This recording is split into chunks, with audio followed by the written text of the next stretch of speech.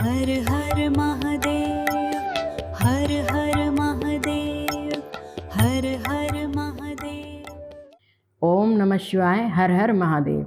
नमस्कार मेरे प्यारे शिव भक्तों, आप सभी का हमारे चैनल धर्म कथा संसार में बहुत बहुत स्वागत है। भगवान शिव और माता पार्वती के श्री चरणों में मेरा कोटि कोटि प्रणाम। आज मैं आपको शिव पुराण की एक अत्यंत पावन और अद्भुत कथा सुनाने जा रही हूँ।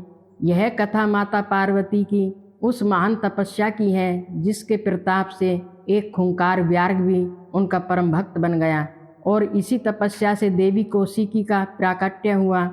तो आइए भक्तों, अपने हृदय को शिव शक्ति के प्रेम में डुबोकर पूरी श्रद्धा के साथ इस पावन कथा का रसपान करते हैं। भक्तों, महर्षि वायुदेव बताते हैं कि पतिव्रता माता पार्वती ने परमेश्वर शिव की परिक्रमा की और भगवान शिव के वियोग से उत्पन्न होने वाले अपने गहरे दुख को किसी तरह अपने हृदय में रोककर वे सीधे हिमालय पर्वत की ओर चली गईं। वहां पहुंचकर उन्होंने उसी पवित्र स्थान को चुना जहां उन्होंने पहले अपनी सखियों के साथ तपस्या की थी, क्योंकि उस तपोभूमि से उनका बड़ा ही गहरा प्रेम हो गया था।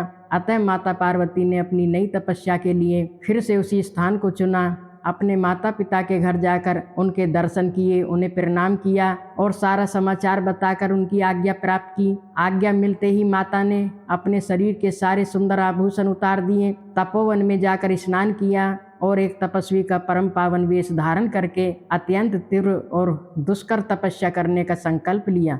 सोचिए भक्तों, जो सारे जगत की महारानी हैं, वे वलकाल वस्त्र पहनकर कैसी कठोर साधना में लीन हो गईं। वे दिन रात मन ही मन सदा अपने पति भगवान शिव के चरण बिंदों का ही चिंतन करती थीं।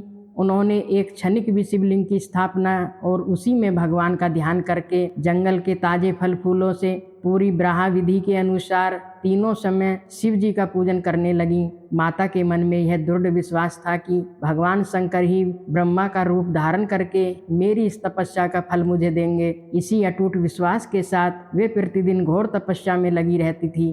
इस तरह तपस्या करते करते जब बहुत समय बीत गया, तब तपोवन में एक दिन एक बहुत बड़ा और भयानक व्याघ्र देखा गया। मेरे प्यारे श्रोताओं, वह व्याघ्र बड़े ही दुष्ट भाव से माता का भक्षण करने के लिए वहां आया था, परंतु पार्वती जी के निकट आते ही उसे दुरात्मा का शरीर जड़वत हो गया, मानो वह पत्थर का बन गया हो। वह माता के समीप एकदम चित्रलिखित सा मूर्ति की तरह खड़ा दिखाई देने लगा। दुष्ट भाव से पास आए हुए उस हिंसक व्याघ्र को देखकर भी हमारी जगन माता पार्वती किसी साधारण नारी की भांति अपने स्वभाव से तनिक भी विचलित नहीं हुई। उस व्याघ्र के शरीर के सारे अंग अकड़ गए थे। वह भूख से अत्यंत पीड़ित हो रहा था और निरंतर देवी की ओर ही यह सोचकर देख रहा था कि यही मेरा भोजन है, परंतु देवी के सामने खड़ा खड़ा वह ऐसा लग रहा था मानो वह उनकी उपासना ही कर रहा हो। इधर माता पार्वती का हृदय तो करुणा का सागर है। उनके मन में सदा यही भाव आता था कि यह व्याघ्र तो मेरी ही उपासक है और दुष्ट वन जंतुओं से मेरी रक्षा करने वाला है। यही सोचकर करुणामयी माता उस व्याघ्र पर कृपा करने लगी। और भक्तों, भगवान की कृपा का क्या कहना, उन्हीं की कृपा से उस व्याघ्र के तीनों प्रकार के मल तत्काल नष्ट हो गए। फिर तो उस व्याघ्र को सहसा देवी के वास्तविक दिव्य स्वरूप का बोध हो गया। उसकी सारी भूख तुरंत मिट गई और उसके अंगों को जो जड़ता थी वह भी दूर हो गई। साथ ही उसकी जो जन्म सिद्ध दुष्टता थी, हिंसक प्रवृत्ति थी, वह हमेशा के लिए नष्ट हो गई और उसे एक निरंतर बनी रहने वाली तृप्ति का अनुभव होने लगा। उस समय अपनी इस कृतार्थ का उत्कृष्ट रूप से अनुभव करके वह व्याघ्र तत्काल माता का अनन्य भक्त हो गया और उन परमेश्वरी की सेवा में लग गया। अब वह अन्य दुष्ट जंतुओं को खदेड़ता हुआ उसी तपोवन में विचरने लगा और माता की रक्षा करने लगा। इधर देवी की तपस्या दिन प्रतिदिन बढ़ती गई और तीव्र से तीव्र होती गई। भक्तों, उसी समय स्वर्गलोक में बड़ा हाहाकार मचा हुआ था। देवतागण शुंभ आदि दैत्यों के दुराग्रह और अत्याचार से बहुत दुखी होकर ब्रह्मा जी की शरण में गए। उन्होंने शत्रुओं द्वारा दी जा रही पीड़ा से उत्पन्न अपने सारे दुख को ब्रह्मा जी से निवेदन किया। शुंभ और निशुंभ वरदान पाने के घमंड में चूर होकर देवताओं को जैसे जैसे भयंकर दुख देते थे, वह सब सुनकर ब्रह्मा जी को देवताओं पर बड़ी दया आई। उन्होंने दैत्यवध के लिए भगवान शंकर के साथ पहले हुई अपनी बातचीत का स्मरण किया और देवताओं के साथ देवी पार्वती के तपोवन की ओर प्रस्थान किया। वहां पहुंचकर सूरश्रेष्ठ ब्रह्मा जी ने उत्तम तप में लीन परमेश्वरी पार्वती जी के दर्शन किए माता पार्वती उस समय संपूर्ण जगत की प्रतिष्ठा सी जान पड़ती थी। ब्रह्मा जी ने अपने श्री हरि के तथा रुद्रदेव के भी जन्मदाता पिता महेश्वर भगवान शिव की भार्या आर्या जगन माता गिरिराज नंदिनी पार्वती जी को अत्यंत श्रद्धा से प्रणाम किया। देवगणों के साथ ब्रह्मा जी को आया हुआ देख देवी ने उनके योग्य अर्घ्य देकर स्वागत आदि के द्वारा उनका बड़ा ही सत्कार किया।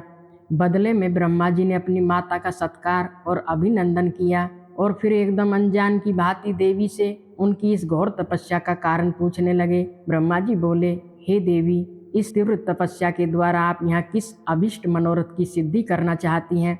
तपस्या के संपूर्ण फलों की सिद्धि तो स्वयं आपके ही अधीन है। जो समस्त लोकों के स्वामी हैं, उन्हीं परमेश्वर शिव को पति के रूप में पाकर तो आपने तपस्या का संपूर्ण फल प्राप्त कर लिया, अथवा यह सारा ही क्रियाकलाप आपका कोई लीला विलास है। परंतु आश्चर्य की बात तो यह है कि आप इतने दिनों से महादेव जी के विरह का यह कष्ट कैसे सह रही हैं? तब हमारी ममतामयी देवी पार्वती ने बड़ी ही मधुर वाणी में कहा, ब्राह्मण, जब सृष्टि के आदि काल में महादेव जी से आपकी उत्पत्ति सुनी जाती है, तब समस्त प्रजाओं में प्रथम होने के कारण आप मेरे ज्येष्ठ पुत्र होते हैं। फिर जब प्रजा की वृद्धि के लिए आपके ललाट से भगवान शिव का प्रादुर्भाव हुआ, तब आप मेरे पति के पिता और मेरे ससुर होने के कारण गुरुजनों की कोटि में आ जाते हैं। और जब मैं यह सोचती हूँ कि स्वयं मेरे पिता गिरिराज हिमालय आपके पुत्र हैं, तब आप मेरे साक्षात पितामह लगते हैं, लोक पितामह। इस तरह आप ही लोक यात्रा के विधाता हैं। अंतःपुर में पति के साथ जो वृत्तांत घटित हुआ है, उसे मैं आपके सामने कैसे कह सकूंगी? अतः यहाँ बहुत कहने से क्या लाभ है। मेरी इस तपस्या का कारण यह है कि मेरे शरीर में जो यह कालापन है, इसे सात्विक विधि से त्याग कर मैं गौर वर्ण होना चाहती हूँ। यह सुनकर ब्रह्मा जी बोले, हे देवी, इतने से ही प्रयोजन के लिए आपने ऐसा कठोर तप क्यों किया? क्या इसके लिए आपकी केवल इच्छा मात्र ही पर्याप्त नहीं थी, अथवा यह आपकी एक लीला ही है? जगन्माता, आपकी लीला भी तो हमेशा लोकहित के लिए ही होती है। अतः आप इसके द्वारा मेरे एक अभिष्ट फल की सिद्धि भी कीजिए। निशुम्भ और शुम्भ नामक दो महाभयंकर दैत्य हैं, उनको मैंने वर दे रखा है। इस वरदान से उनका घमंड बहुत बढ़ गया है और वे देवताओं को बहुत सता रहे हैं। उन दोनों को आपके ही हाथ से मारे जाने का वरदान प्राप्त हुआ है। अतः अब विलम्ब करने से कोई लाभ नहीं है। आप क्षण भर के लिए सुस्थिर हो जाइए। आपके द्वारा जो शक्ति रची या छोड़ी जाएगी, वही उन दोनों दैत्यों के लिए साक्षात मृत्यु हो जाएगी। ब्रह्मा जी की इस प्रकार प्रार्थना करने पर गिरिराज कुमारी देवी पार्वती सहसा अपने शरीर के काली त्वचा के आवरण को उतारकर गौर वर्ण हो गई। और भक्तों, त्वचा कोश यानी काली त्वचा में आवरण के रूप में त्यागी गई जो उनकी महाशक्ति थी, उसका नाम कौशिकी हुआ। वह काले मेघ के समान कांति वाली एक कृष्ण वर्ण कन्या हो गई। देवी की यह मायामयी शक्ति ही योग निद्रा और वैष्णवी कहलाई है। उस देवी कौशिकी की 8 बड़ी बड़ी भुजाएं थीं और उसने उन हाथों में शंख, चक्र और त्रिशूल आदि भयंकर आयुध धारण कर रखे थे। उस देवी के 3 रूप हैं, सौम्य, घोर और मिश्र। वह 3 नेत्रों से युक्त थी। उसने अपने मस्तक पर चंद्र का मुकुट धारण कर रखा था। जो उस पुरुष का स्पर्श तथा रति का योग नहीं प्राप्त था, वह अत्यंत सुंदरी थी। देवी पार्वती ने अपनी सनातन शक्ति को ब्रह्मा जी के हाथ में दे दिया और यही शक्ति दैत्यवर शुंभ और निशुंभ का वध करने वाली हुई। उस समय प्रसन्न हुए ब्रह्मा जी ने उस पराशक्ति को सवारी के लिए एक प्रलभ सिंह प्रदान किया, जो उनके साथ ही आया था। उस देवी के रहने के लिए ब्रह्मा जी ने विंध्यगिरी पर वास स्थान दिया और वहां नाना प्रकार के उपचारों से उनका विधिवत पूजन किया। विश्वकर्मा ब्रह्मा के द्वारा सम्मानित हुई वह शक्ति अपनी माता गौरी को और ब्रह्मा जी को कर्मश प्रणाम करके अपने ही अंगों से उत्पन्न और अपने ही समान शक्तिशाली बहुसंख्यक शक्तियों को साथ ले दैत्यराज शुंभ निशुंभ को मारने के लिए उद्यत होकर विंध्य पर्वत को चली गई। मेरे प्यारे श्रोताओं, आज की इस पावन कथा से हमें यह अनमोल सीख मिलती है कि माता पार्वती और भगवान शिव की कृपा कितनी अपार है। जैसे एक हिंसक व्याघ्र भी माता की शरण में आकर केवल उनके दयालु भाव से संत और रक्षक बन गया, वैसे ही अगर हम भी अपने जीवन भगवान के चरणों में सौंप दें तो हमारे सारे विकार नष्ट हो जाते हैं। आइए दोनों हाथ जोड़कर भगवान शिव और माता पार्वती से प्रार्थना करें कि वे हम सब के जीवन में अपनी ममता और शक्ति का प्रकाश भरें। आप सब पर शिव पार्वती की कृपा सदा बनी रहे। हर हर महादेव। जय शिव शंभु। जय माता दी।